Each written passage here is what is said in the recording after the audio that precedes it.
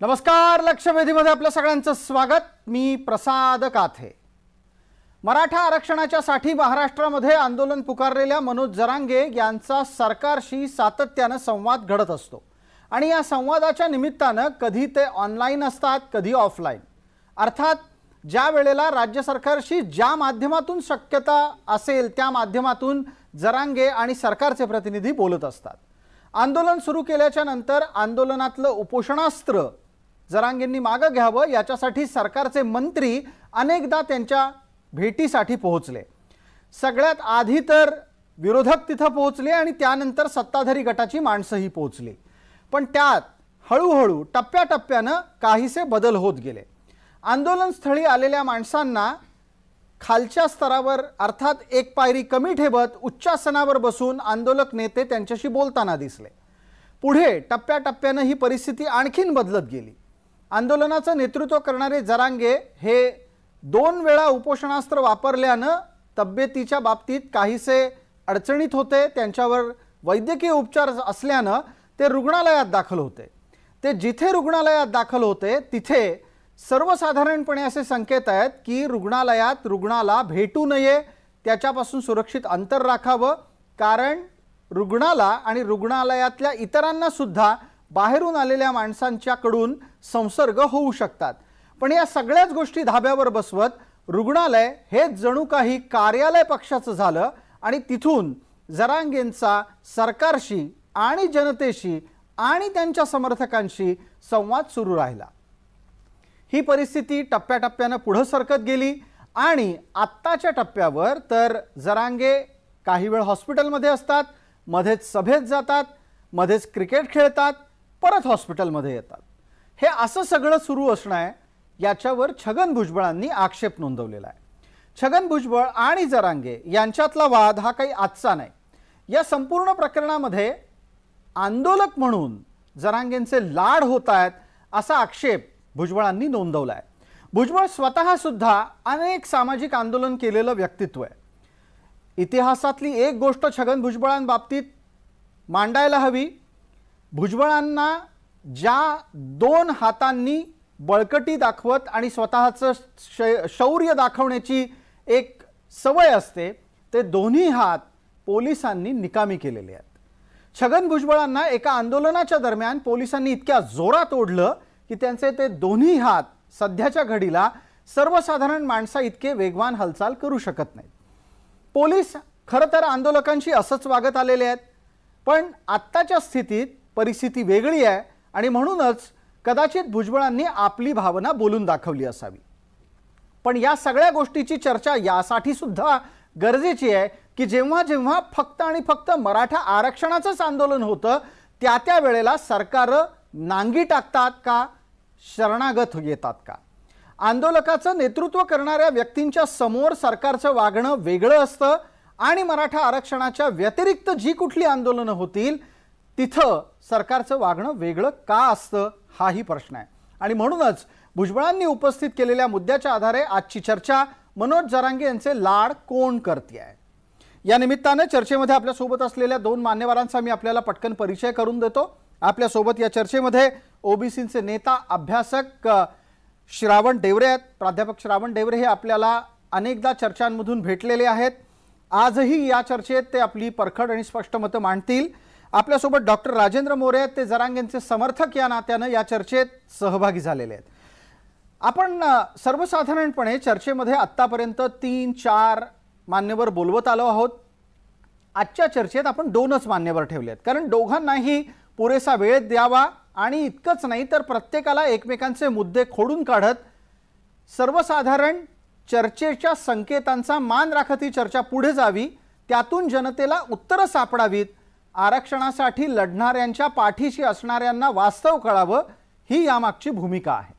माझा पहिला प्रश्न पटकन आत्ताच्या घडीला डॉक्टर राजेंद्र मोरे आपल्यासाठी आहे। मोरेजी, मी आपल्याला आणि त्याचबरोबर देवरे सरांना दोघांनाही अशी विनंती करतो की आपण बोलण्यापूर्वी आपला माईक सुरू आहे की नाही याची कृपया काळजी घ्यावी। पटकन माझा आताचा प्रश्न आपल्यासाठी आहे आणि तो असा आहे मोरेजी की जरांगेंचे लाड होत आहेत हा भुजबळांचा आक्षेप तुम्हाला पटतोय? प्रसाद सर, लोकशाहीमध्ये लाड होत नसतात. ज्या अर्थी अर्ध मंत्रिमंडळ त्यांच्याकडे येत आहे, माननीय मुख्यमंत्री साहेब एकनाथजी शिंदे साहेब, उपमुख्यमंत्री, दोन्ही उपमुख्यमंत्री या राज्याचे आदरणीय, ते सुद्धा त्यांच्याशी वाटाघाटी करतात. जी, एक समजून घ्या, हे मॉडेल जरांगे पाटलाचं मॉडेल समजून घ्या. हे मॉडेल वेगळं आहे.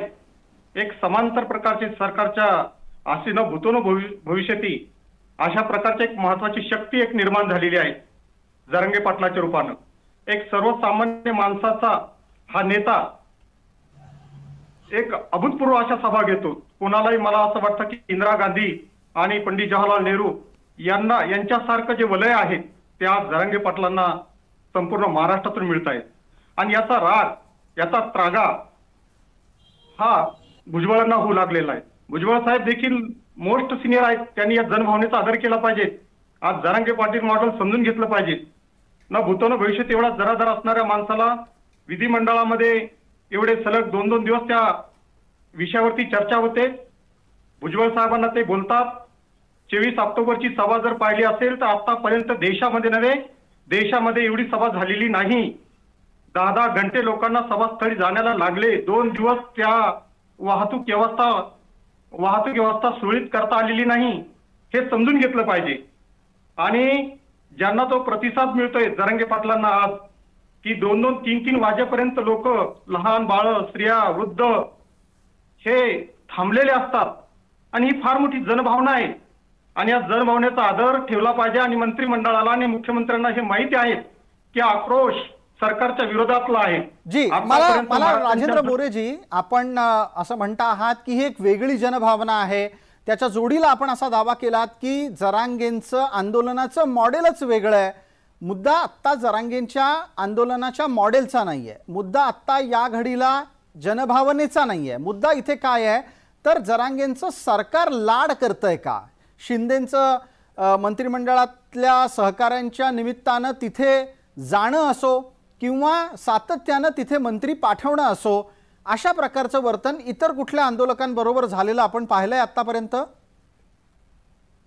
प्रसाद सर, जी, माननीय मुख्यमंत्री आणि संपूर्ण मंत्रिमंडळ, नवे विधिमंडळाच्या सदस्याला आणि विधान परिषदेला सदस्याला देखील ही ताकद, हा आक्रोश, हा राग सरकारवरचा दिसून आलेला आहे.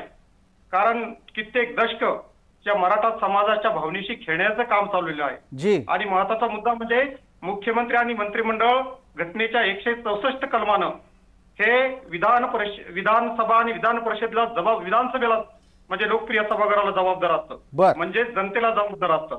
आणि जनतेची भावना अशी आहे की हे जरांगे पाटलाचं म्हणणं तुम्ही समजून घेतलं पाहिजे, त्यांच्याशी वाटाघाटी केलेल्या पाहिजे.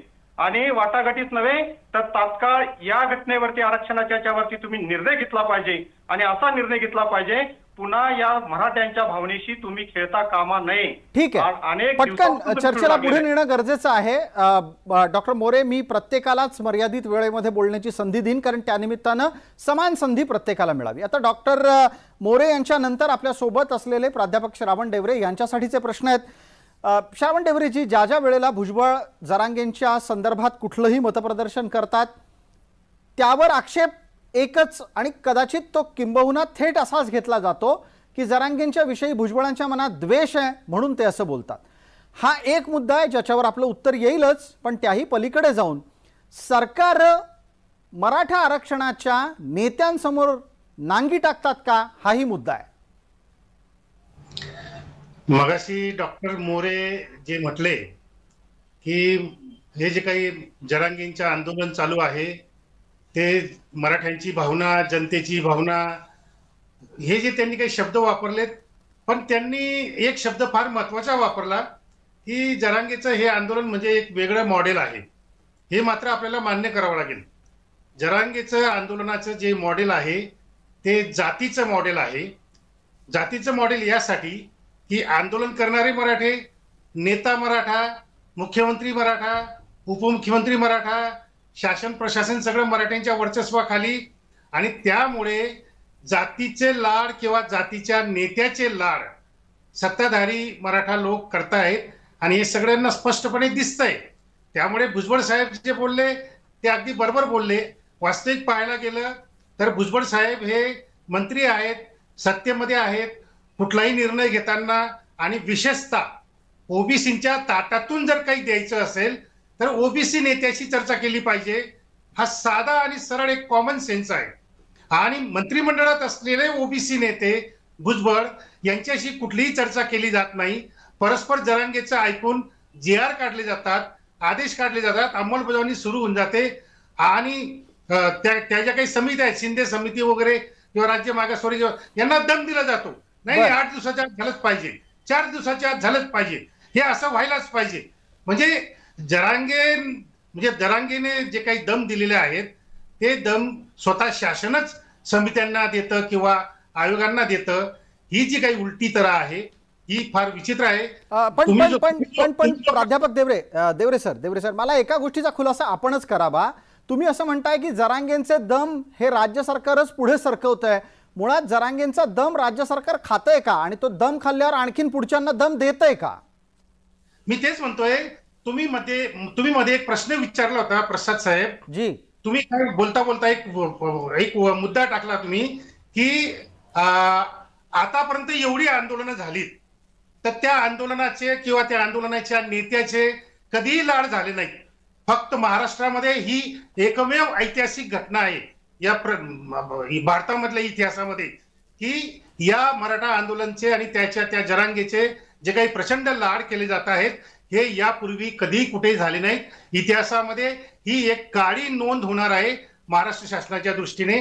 प्राध्यापक देवरे, याच निमित्तानं एक मुद्दा आणखीन उपस्थित करतो. तुम्ही त्याचं उत्तर द्यावं आणि त्या मुद्द्याला प्रतिवाद करण्याची संधी मी डॉक्टर मोरे यांना देईन. डॉक्टर मोरे, येतोय मी आपल्यापर्यंत. मला एका आणखीन मुद्द्याला इथे चर्चेत आणायचं आहे. देवरे सर, आपणही आतापर्यंत अनेक सामाजिक चळवळींमध्ये राहिला आहात, आंदोलनं पाहिली आहेत, केली आहेत. साधारणपणे असं समजून चला की आत्ता जर समजा एखादा माणूस सरकारच्या विरोधात कुठली भूमिका घेतोय तर त्याच्याशी कसं वागलं जातं? त्याचं एक उदाहरण दिलं, ऐतिहासिक उदाहरण आहे जी, की आंदोलनाशी कसं वागलं पाहिजे, आंदोलनकर्त्यांशी कसं वागलं पाहिजे आणि आंदोलन करणाऱ्या नेत्याशी कसं वागलं पाहिजे याचं एक ऐतिहासिक आणि उत्तम उदाहरण उत्तर प्रदेशमध्ये आहे.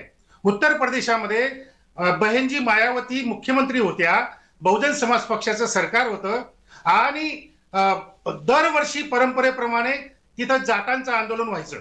म्हणजे एक महिन्यापर्यंत रेल्वेचे रूळ ते उखडून टाकायचे, रेल्वे बंद पाडायचे आणि हिंसाचार करायचे, विध्वंस करायचे. हे सगळं दरवर्षी चालत यायचं. परंतु मायावती बहनजी मुख्यमंत्री झाल्यानंतर बहनजीने हे जाटांचं आंदोलन, म्हणजे तिकडे जाट आणि इकडे मराठा सारखे, तेही जमीनदार वतनदार सत्ताधारी जाट आणि इकडे मराठा वतनदार जमीनदार सत्ताधारी मराठा जात, दोघेही सारखेच. तर जाटांचं आंदोलन बहनजी मायावतीने अशा पद्धतीने हाताळलं की त्यानंतर जाटांनी आंदोलन करणं विसरूनच गेले. त्यानंतर जाटांनी कधी डोकं वर काढलं नाही. अशा पद्धतीने बहनजी मायावतीने ते जाटांचं आंदोलन ठेचून काढलं, कारण ते लोकशाही विरोधी होतं, ते संविधान विरोधी होतं आणि ते मुख्यतः सुप्रीम कोर्टाच्या विरोधात होतं. नाही, पण मग तुम्हाला असं काय वाटतं की त्याच पद्धतीनं महाराष्ट्रात वागलं गेलं पाहिजे? चर्चा आणि संवाद हा आंदोलकांशी करूच नये का? नाही, हे बघा, संवाद करण्याचे अनेक मार्ग अवलंबले गेलेत. मंत्री, मुख्यमंत्री, सगळं मंत्रिमंडळ आणि हे सगळे कमी पडले की काय म्हणून ते 2 महाशय न्यायाधीश यांनाही तिथं पाठवलं जरांगेचे पाय धरण्यासाठी. हे सगळे संवादाचे, चर्चेचे सगळी माध्यमं वापरून झाल्यानंतरही दमबाजी करणं, हिंसाचार करणं, तोडफोड करणं, घरं जाळणं, दुकानं जाळणं, हॉटेल जाळणं, हा जो काही रानटीपणा या आंदोलनमध्ये झाला तोच रानटीपणा तिकडे जाटांच्या आंदोलनमध्ये पण झाला होता. आणि रानटीपणा, जाटांचं आंदोलन हे रानटी बनलं होतं आणि अशा रानटीपणाला सरकारने ठेचून काढलं पाहिजे. हे ऐतिहासिक उदाहरण, आदर्श उदाहरण बहनजी मायावतीने त्यावेळेस घालून दिलं होतं. ठीक आहे, आपल्याला या मुद्द्यांवरची उत्तरं लागतील. आपल्यासोबत डॉक्टर मोरे आहेत, त्यांना चर्चेत निश्चित सहभागी करून घ्यायचंय. डॉक्टर मोरे जी 2-3 टप्पे आलेले आहेत, लक्षात घ्या, सगळ्यांची उत्तरं द्या पूर्णपणे शांतपणे. मी तुमचं उत्तर ऐकणार आहे, लोक पण ऐकतायत, लोकही ठरवतायत काय योग्य काय अयोग्य. हे बघा, एक मुद्दा असा इथे देवरे सरांच्याकडून आला की सर्वसाधारणपणे अशा प्रकारे इतर आंदोलकांशी वागलं जात नाही, ज्या पद्धतीनं ते आत्ता जरांगेंशी वागलं जात आहे. न्यायाधीश पाठवले जात आहेत, ते त्यांच्या जवळपास पायाशी बसून काही ना काहीतरी समजावण्याचा प्रयत्न करतायत आणि या सगळ्या माध्यमातून एका आंदोलनाचं पुरस्करणच राज्य सरकारच्या माध्यमातून होत असतं, असं एक निरीक्षण देवरेजींनी मांडलं. आणि त्याच्याही बरोबर देवरेजींनी आणखीन एक गोष्ट मांडली, ती उत्तर प्रदेशातली होती की जी आंदोलनं घटनाविरोधी सुप्रीम कोर्टाच्या विरोधी आहेत त्या आंदोलनांना एका विशिष्ट पद्धतीनंच हाताळलं गेलं पाहिजे. दोन्ही मुद्दे आहेत. डॉक्टर मोरे, आपण आधी सांगा की जरांगेंच्या आंदोलनाच्या बाबतीत बऱ्याचदा असं दिसतं की सरकार पाठीशी आहे त्यांच्या, असं असतं का खरंच? असं नाहीये. देवरे सर म्हणतात ते पूर्णतः निराधार आहेत. खरं तर लोकशाहीमध्ये सरकारचं उत्तर जनतेची काळजी घेणार, जबाबदार शासन, त्यालाच म्हटलेले रिस्पॉन्सिबिलिटी गव्हर्नमेंट. हे जबाबदार शासन कशासाठी असतं? ते जनतेला रिस्पॉन्सिबल असतं. या देशामध्ये सर्वात कोड असतो सॉवरिंग ऑफ द पीपल, आणि म्हणून लोकशाहीचा पाया आहे. सल्लामसलत झाली पाहिजे, चर्चा झाली पाहिजे, चर्चेला व्यासपीठ निर्माण झालं पाहिजे, चर्चेच्या माध्यमातून वाटाघाटी झाल्या पाहिजे, त्याच्यावरती तोडगा निघाला पाहिजे. हे लोकशाहीमध्ये अभिप्रेत आहेत. आणि ते म्हणतात शिंदे, माननीय न्यायमूर्ती शिंदे साहेब पाठवले. अरे साहेबांना काय डॉक्टर मोरे, आपला इंटरनेटचं कनेक्शन गडबडत आहे. लोकांना विनाकारण वाटेल की आम्ही तुम्हाला थांबवतोय. आपलं इंटरनेटचं कनेक्शन पण तपासा आणि आपलं म्हणणं मांडणं चालू ठेवा. बोला डॉक्टर मोरे, बोला. हा सर, लोकशाहीमध्ये सर्वांना जी मोरे साहेब, बोलता बोलता आपला आवाज थांबलाय, आपल्याकडून थांबलाय. आम्ही आपल्याकडून येणाऱ्या सिग्नलमध्ये कसल्याही प्रकारे काही छेडछाड केलेली नाही. कारण काय आहे, आजकाल चर्चेमध्ये अशा गोष्टी घडल्याच्या नंतर विनाकारण आक्षेप हे त्या चॅनलवर आणि सूत्रसंचालकांवर येत असतात. मोरे सर, आवाज येतोय का? आपलं म्हणणं मला पूर्ण करण्याची संधी द्यायची आहे. साहेबाचं काम काय, ते सरकार आणि मनोज दादा मधलं एक दुवा निर्माण करण्याचं काम त्या ठिकाणी करत होते. आपण ध्यानात ठेवलं पाहिजे. जी डॉक्टर मोरे, एका आणखीन गोष्टीचं उत्तर आपण पटकन द्यावं. ते असं आहे की सर्वसाधारणपणे आत्ताच्या घडीला ज्या ज्या पातळ्यांवर ज्या ज्या पद्धतीनं सरकारच्याकडून संवाद केला जातोय तसा संवाद इतरांशी होताना आम्ही तरी पाहिलेला नाहीये. मी माझ्या डोळ्यात देखत आत्तापर्यंत अनेकदा अनेक आंदोलकांशी फारच बळाचा वापर करून सरकार वागताना पाहिलेलं आहे. मी मेधा पाटकरांना फरफटत नेताना पाहिलेलं आहे. जॉर्ज फर्नांडिसांना रेल्वे पोलिसांनी कशा पद्धतीनं रेल्वे रुळांवरून फरफटत नेलं त्याचा ऐतिहासिक फोटो अनेकांना ठाऊक आहे. आणि सर्वसाधारणपणे आंदोलकांशी पोलिसांनी कसं वागावं याच्याही बद्दल वेगवेगळ्या प्रकारच्या प्रतिक्रिया देशभरात येत असतात. लोकशाहीत ते कितपत योग्य कितपत अयोग्य, पण ज्या वेळेला कायदा सुव्यवस्थेचा प्रश्न निर्माण होतो त्यावेळेला पोलिसांनी कसं वागावं हे ठरवून दिलेलं आहे. डॉक्टर मोरे, माझा आवाज आपल्यापर्यंत नीट येत असेल तर मी आणखीन एक आपल्याला प्रश्न विचारतो की हा जो लाड करणं हा मुद्दा आहे ना, याच्यावर तुमची काय प्रतिक्रिया आहे? तुमच्या लेखी कोणत्या गोष्टी म्हणजे लाड करणं असतं आणि तुमच्या लेखी कोणती गोष्ट म्हणजे लाड करणं नसतं, अधिकारच असतो? प्रसाद सर, लोकशाहीमध्ये लाड करण्याची परिभाषा नाहीये. आता जे ओबीसी बांधवांनी आपलं जे उपोषण सुरू केलं होतं नागपूरमध्ये, तिथेही उपमुख्यमंत्री आदरणीय देवेंद्र फडणवीस साहेब गेले, त्यांच्याशी चर्चा केली आणि त्याचे प्रश्न सांगितले की भाजपचाच हा जनधार आहे ओबीसीचा, तुम्ही घाबरण्याची गरज नाही, तुमच्या कोणत्याही प्रकारे याला धक्का लागणार नाही. ही सात्वन करण्याची भाषा, ही समजून सांगण्याची भाषा, यांना आश्वासित करण्याची भाषा, याला जर लाड पोडवण्याची भाषा म्हणत असेल तर हे चुकीचं ठरतं. आणि लोकशाहीमध्ये मंत्रिमंडळाचे सदस्य येतात, मंत्रिमंडळ हे जनतेला उत्तरदायित्वाचं असतं. आणि हे जे आंदोलन आहेत, हे आंदोलनाचा 5 कोटी जनतेचा आक्रोश आहे आणि हे आक्रोश आपण समजून घेतला पाहिजे. हे लहान आंदोलन नाहीये, हे देशाला कलाटणी देणारं आणि महाराष्ट्राच्या राजकारणाला, समाजकारणाला, परिवर्तनाला कलाटणी देणारं मोठं आंदोलन आहे. हे आपण समजून घेतलं पाहिजे. मनोज दादा जरांगे पाटील एक लहान माणूस आहे, ही बाब डोक्यातून काढून टाका. आणि ज्या पद्धतीनं देवरे सर, त्यांचे नेते छगन भुजबळ, शेंडगे साहेब ज्या पद्धतीनं यांच्यावरती आरोप करतात, घणाघात करतात, तर तो टिंगलटवाणीचा प्रकार आहे. मराठी जनतेच्या, मराठी भावनेची तो एक प्रकारच्या त्यांच्या जखमेवरती मीठ चोळण्याचा प्रकार आहे. ठीक आहे, यावर पटकन देवरे सरांचं उत्तर घेऊयात. देवरे सर, आपण कायम जरांगेंची टिंगल करता असा एक आक्षेप चर्चेत आलाय. नाही, टिंगल करण्याच्या लायकीच आहे तो. त्याला नीट बोलता येत नाही, कोणाशी कसं वागावं, कोणाशी कसं बोलावं हे संस्कार त्याच्यावर कधी झालेले नाहीत. तो स्वतःच कबूल करतो, मी काही वाचत नाही, मला काही माहित नाही, मला कायदा माहित नाही, पण मला आरक्षण पाहिजे, मला ओबीसी मधूनच आरक्षण पाहिजे असं स्वतःच म्हणायचं. आणि अशा प्रकारे संस्कार नसलेला माणूस, कोणाशी कसं बोलायचं याची अक्कल नसलेला माणूस, आता त्याच्याबद्दल जर काही बोलायला गेलं तर लोकांना ती टिंगल वाटणारच, कारण लोक स्वतःच टिंगलच्या मूडमध्ये असतात. कारण अशा माणसाबद्दल गांभीर्याने बोलायचं काय की जो माणूस स्वतःच गंभीर नाहीये. नाही, पण देवरे सर, आपण ज्या भूमिका मांडता त्याच संदर्भात तसाच राग मग मराठा समाजाकडून भुजबळांच्या बाबतीत व्यक्त होतो, मग तो आवडत नाही आपल्याला, असं कसं?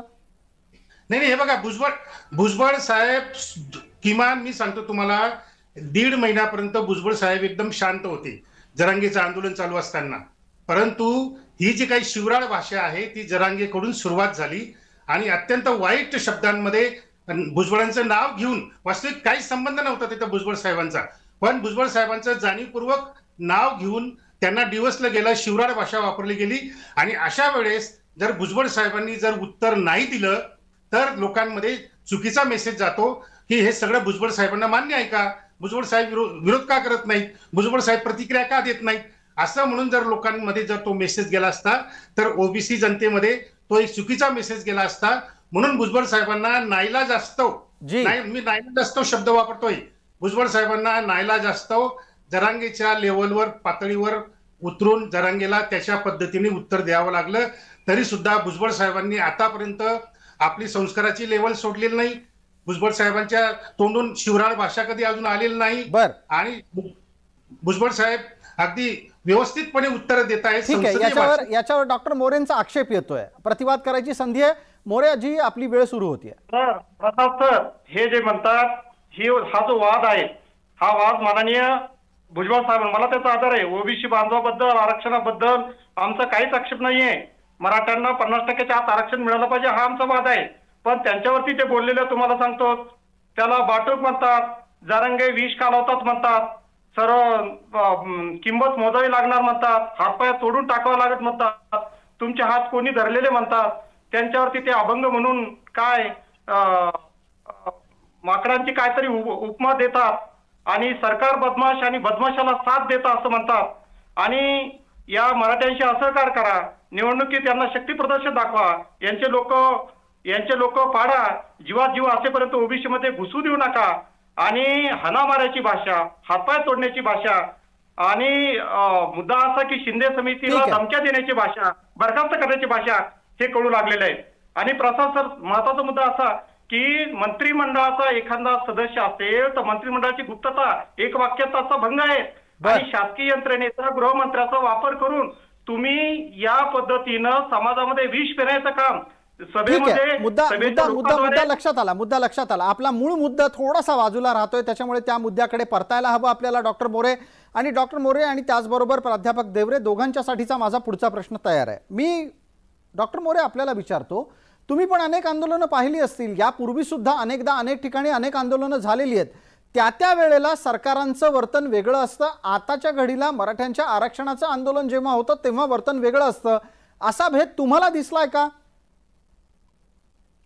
तसं नाही सर, हा महत्वाचा मुद्दा आहे. हे आंदोलन का पेटलं की तुम्ही जाणीवपूर्वक मोठ्या समाजाला गुलाम करण्याचा प्रयत्न करू लागलेले आहात.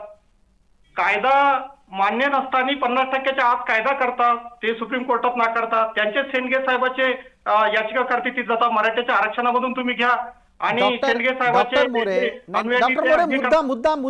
मुद्दा सोडू नका. माझी विनंती आहे, वेळ मर्यादा प्रत्येकाला आहे. मी आपल्याला परत हवं असेल तर प्रश्न विचारतो. तुमच्या नेत्याशी किंवा तुमच्या नेत्यासोबत सरकार स्पेशल ट्रीटमेंट देत आहे हा आक्षेप आहे. इतरांच्या बाबतीत तसं होताना दिसत नाही आणि हे खास करून स्पष्टपणे फक्त ठराविक समाजाच्याच बाबतीत होतं का? उलट असं झालेलं आहे सर, याच्यामध्ये मराठा समाजाची आणि मनोजदादा पाटलाची एक भूमिका झालेली आहे. सरकार आपल्याला खेळवत आहे, सरकार आपल्या भावनेशी खेळू लागलेलं आहे, सरकार टाइमपास करू लागलेलं आहे, सरकार आपल्या निवडणुकीच्या आचारसंहितेमध्ये घालण्याचा प्रयत्न करू लागलेला आहे. सरकार आपल्याला टिकाऊ आरक्षण विश्वास देत आहे, पण प्रत्यक्षात कार्यनीती काही होत नाहीये. दाखले सांगायचं सांगितलं, पण दाखल्याची अंमलबजावणी कुठं होत नाहीये. हा मंत्रिमंडळाचा सदस्य सर्व याच्यावरती हा दबाव टाकू लागलेला आहे. आणि त्याच्यामुळे हे जे आंदोलन हे स्पेशल ट्रीट नाही, ह्या भावनेशी जरांगे पाटील जे तडजोडी करू लागलेले आहेत, त्या तडजोडीशी छेद देण्याचं काम करू लागलेलं आहे मंत्रिमंडळ. आणि याच्यातून भावनेचा उद्रेक होऊ शकतो. डॉक्टर मोरे, आपण म्हणालात जरांगे पाटील तडजोडी करू लागलेत, म्हणजे काय? म्हणजे ज्यातून सनदशीर मार्ग, घटनात्मक मार्ग, आपल्याला घटनात्मक मार्गाद्वारे कसं आरक्षण देता येईल यासाठी त्यांचे निगोशिएशन चालू आहेत. आणि म्हणून लाड पुरवणं किंवा जरांगे पाटलाचे मंत्रिमंडळ येणं असं नव्हे. हा जो उद्रेक आहे संपूर्ण महाराष्ट्राचा, हा विचारात घेतला पाहिजे. ठीक आहे डॉक्टर मोरे, आपली भूमिका लक्षात आली. तुम्ही हे सांगण्याचा प्रयत्न करता आहात की जरांगेंच्या निमित्तानं जो समाज एका आंदोलनाच्या कडे जाऊ शकतो आणि त्याची तीव्र प्रतिक्रिया महाराष्ट्रभर येऊ शकते, ती टाळण्यासाठी सरकार हर तऱ्हेनं प्रयत्न करत आहे. श्रावण डेवरेजी, आपली एक प्रतिक्रिया पटकन 30 सेकंदात, नंतर माझा पुढचा प्रश्न तुमच्यासाठी तयार आहे. नाही बघा, आतापर्यंत जरांगेच्या सांगण्यावरून 10 आदेश निघालेले आहेत आणि भुजबळ साहेबांचं म्हणणं सुद्धा ऐकलं जात नाही. ते बोलायला उठले तर त्यांना बसवलं जातं मंत्रिमंडळाच्या बैठकीत, पक्षाच्या बैठकीत, आणि सरकारने बोलवलेल्या ओबीसी नेत्यांच्या बैठकीत सुद्धा भुजबळ साहेबांना बोलू दिलं जात नाही. मंत्री असून सुद्धा, सत्तेमध्ये असून सुद्धा त्या माणसाला बोलू दिलं जात नाही. एकही आदेश ओबीसीच्या बाजूने निघाला नाही. सगळे 10च्या 10 आदेश मराठा समाजाच्या बाजूने निघाले जरांगेच्या सांगण्यावरून. ओबीसीच्या विरोधात सगळे आणि मुख्यतः संविधान विरोधी सगळे आदेश आहेत. मग याला लाड नाही म्हणायचं तर काय म्हणायचं? याच्यावरचा एक मुद्दा आणखीन तपशील म्हणून इथे जोडतो. आपल्याला आठवत असेल देवरे सर, भूतकाळामध्ये मुंबईत पेडर रोडला उड्डाणपूल होऊ नये म्हणून लता मंगेशकर आणि आशा मंगेशकर या दोघी भगिनी थेट विधान भवनात गेल्या होत्या. त्यावेळेला मुख्यमंत्री होते विलासराव देशमुख. खरं तर एखाद्या उड्डाणपुलाच्या विरोधात आंदोलन करणारी मंडळी होती ती, पण त्या होत्या लता दीदी आणि आशा भोसले. आशा भोसले लता दीदी आल्या आहेत हे ऐकल्यावर मुख्यमंत्री दस्तूरखुद्द विलासराव देशमुख विधान भवनाच्या पायऱ्यांवर त्यांचं स्वागत करायला आले आणि तिथे पुष्पगुच्छ देऊन त्यांचं स्वागत केलं. आता आंदोलकांचं पुष्पगुच्छ देऊन स्वागत करण्याची ही महाराष्ट्राच्या इतिहासातली कदाचित पहिलीच घटना असेल. पण असं होतं. मला यातून सांगायचं असं आहे की जर समजा आंदोलक बलवान असेल तर सरकार त्याच्याशी मृदू वागतं, आंदोलक कमकुवत असतील तर त्याच्यावर दादागिरी करतं. हा माझा आजवरचा एक निरीक्षणातला मुद्दा आहे. आपलं मत त्यावर?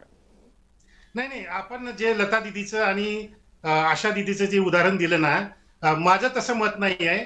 माझं स्पष्टपणे मत आहे की ते काही आंदोलन करते नव्हते, ते काही मोर्चे घेऊन गेलेले नव्हते. त्या दोन्ही जणी प्रत्यक्षात व्यक्तिगत स्वरूपामध्ये मुख्यमंत्र्यांना भेटायला गेले होते आणि विलासराव देशमुख नाही म्हटलं तरी एक सुसंस्कारित असे मुख्यमंत्री होते. त्यांना एक गोष्ट पक्की माहित होती की या दोन्ही ज्या दिदी आहेत, लता दिदी आणि आशा दिदी, या महाराष्ट्राच्याच नाही तर संपूर्ण देशाच्या गान कोकिळा आहेत. त्या पंडित नेहरू सारख्या प्रधानमंत्र्यांनी त्यांना गान कोकिळा म्हणून त्यांचा सत्कार केलेला आहे. आणि देशाच्या सर्वोच्च सन्मान असलेल्या या दोन व्यक्ती मला भेटायला येत आहेत. त्यावेळेस साहजिकच सुसंस्कारित माणूस हा घरातून बाहेर पडतो आणि अंगणापर्यंत जाऊन त्यांचं स्वागत करतो, हार गुच्छ देतो. ही एक महाराष्ट्रातली एक चांगली सांस्कृतिक घटना मी म्हणतो. पण डेवरे सर, त्या दोघी जणी राज्याच्या कोणत्याही धोरणाचा पुरस्कार करण्यासाठी नाही तर राज्याच्या धोरणाचा विरोध करायला तिथे गेलेल्या होत्या. आणि तो उड्डाणपूल केवळ आणि केवळ त्या दोघींमुळेच आजवर होऊ शकलेला नाहीये. मुंबईकर त्यामुळे अनेकदा ट्रॅफिकमध्ये अडकत असतात. असो, एक भाग त्यातला हा होता की सरकार ही कायम बलशाली व्यक्तींच्या समोर शरणागत असतात का, हा मुद्दा आहे. डॉक्टर मोरेंना या निमित्तानं बोलायचं आहे. मी संधी देतोय. डॉक्टर मोरे, आपल्यासाठी वेळ सुरू होतीये. सर, मुद्दा असा एक, मला त्यांचं मुद्द्याचं खंडन करू द्या. मुद्दा मोरेची इंटरनेट खराब आहे, इंटरनेटची गडबड होतीये. बोला. आपल्याला येणारे फोन मध्ये मध्ये त्रास देत आहेत, त्याच्यामुळे कदाचित अडचण होतीये. मोरेजी, आपलं इंटरनेट गडबड करतंय, त्यामुळे तुमचा संवाद तुटलेला आहे. समर्थन केलेलं नाहीये. आवाज येतोय? आता आवाज येतोय. माझी एक विनंती आहे, कृपया तुम्ही थोडासाच वेळ उरलाय, आपल्याला या अशा पद्धतीने वेळ नाही घालवता येणार. DND मोड ऍक्टिव्ह करा आणि बोलायला सुरुवात करा पटकन. बोला डॉक्टर मोरे. DND झालेलं आहे सर. जी बोला बोला. राज्यात ज्या घटना घडतात तर याच्यातून होतं काय, राज्यात ज्या घटना घडलेल्या आहेत, सरोदे असतील, हे असतील, छगन भुजबळ साहेबांच्या मराठा समाजाने घडलेलं आहे. मराठा समाजाला गुन्हेगारी करण्याचं काम, मराठा समाजाला बदनाम करण्याचं काम यांनी सुरू झालेलं आहे. आणि पोलिसावर हल्ला केला त्या आंदोलनामध्ये. गृहमंत्री माफी मागतात की बाबा पोलिसाकडून हल्ला झाला. म्हणजे याच्यामुळे हे आंदोलन पेटलं जाऊ लागलेलं आहे. एकमेकाचे प्रतिक्रिया येऊ लागलेल्या आहेत. हिंसेचं आम्ही कधी समर्थन केलेले नाही. आणि जे क्षीरसागरच्या घरावरती हल्ला झालेला आहे त्याच्यामध्ये मराठा बांधव सुद्धा वाचवायला होते, ते फक्त मुस्लिम बांधव म्हणतात. आणि सर्व समाजाची मुलं त्याच्यामध्ये सापडलेले आहेत. आणि खरे करणारे हे जे सूत्रधार आहेत ते निघून गेलेले आहेत. नाही पण याचा आता काय मुद्दा आहे, म्हणजे या सगळ्यात आता काय मुद्दा आला? मुद्दा इथे असा आहे की सरकार प्रेमानं वागतं, ठराविक जणांशी प्रेमाने वागतं. या आंदोलनाच्या निमित्तानं जर समजा असं वर्तन सरकार करत राहणार असेल तर भविष्यात काय होऊ शकतं हे एकदा पटकन देवरेजींकडून ऐकूयात आणि त्याच्यावर मी आपल्याला उत्तर देण्याची संधी देतो. बघा, हजारो शेतकरी आत्महत्या करतात.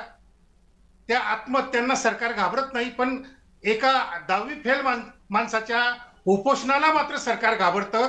ही अत्यंत हास्यास्पद गोष्ट आहे आणि वाईट गोष्ट आहे की जे सरकार आत्महत्यांना घाबरत नाही ते मात्र उपोषणाला घाबरतं. फार वाईट गोष्ट आहे. लोकशाहीमध्ये तुम्हाला अशा पद्धतीने एखाद्या जातीचे किंवा एखाद्या जातीच्या व्यक्तीचे जात म्हणून जे काही फाजील लाड केले जात आहेत जरांगेचे, ते अत्यंत चुकीचे आहेत. अहो, आझाद मैदानावर आतापर्यंत इतिहास आहे आझाद मैदानाचा. अहो, लाखोंची आंदोलनं झालेली आहेत. जॉर्ज फर्नांडिस असतील, कम्युनिस्ट पक्षाचे कॉम्रेड डांगे असतील, रणदिवे असतील, नंतर नामांतरामध्ये प्रचंड मोठा आदिवासींचा मोर्चा कॉम्रेड शरद पाटलांनी काढला असेल नामांतराच्या प्रश्नावर. हे सगळी मोठमोठी आंदोलनं या राज्यात झालेली आहे, लक्षात घ्या. आपण याच्यावर उत्तर घेऊयात. डॉक्टर मोरेंना वेळ देऊयात, माझ्याकडे वेळेची मर्यादा आहे. डॉक्टर मोरे, आपल्यासाठी 1 मिनिट शेवटचं उरलंय, पटकन. अण्णा हजारे साहेबांचं जे आंदोलन झालं तर केंद्रीय मंत्री हे चळवळीला होते. मोठं आंदोलन होतं देशभरातलं. त्या आंदोलनाची तीव्रता होती. केंद्रीय मंत्री होते, हे राज्यातले मंत्री आहेत. राज्यातला महत्वाचा प्रश्न आहे. खरं तर मोदी साहेबांनी, शहा साहेबांनी देखील हे आंदोलन सोडवण्यासाठी यायला पाहिजे होतं, परंतु ते झालं नाहीये. उलट भुजबळ साहेब फुले शाहू आंबेडकरांचं नाव घेऊन स्वतःच उदात्तीकरण करण्याचा प्रयत्न करू लागलेला आहे, स्वतःला धुवून घेऊ लागलेले आहेत. आणि आता त्यांचा वारा त्यांना कोणाकडून सपोर्ट मिळू लागलेला आहे म्हणून हे बोलण्यासाठी हा विचार आपण केला पाहिजे. ठीक आहे. खऱ्या अर्थानं जरांगे आताच्या घडीला वेळेची मर्यादा असल्यानं डॉक्टर मोरे, मी आपल्याला इथेच थांबवतो. आणि डॉक्टर मोरेंच्या सोबतच आपल्यासोबत चर्चेत असलेल्या प्राध्यापक श्रावण डेवरे या दोघांचेही चर्चेमध्ये सहभागी झाल्याबद्दल मनपूर्वक आभार. लक्षवेधीच्या या चर्चेत तुर्तास इतकंच. सर्व प्रेक्षकांना जय महाराष्ट्र.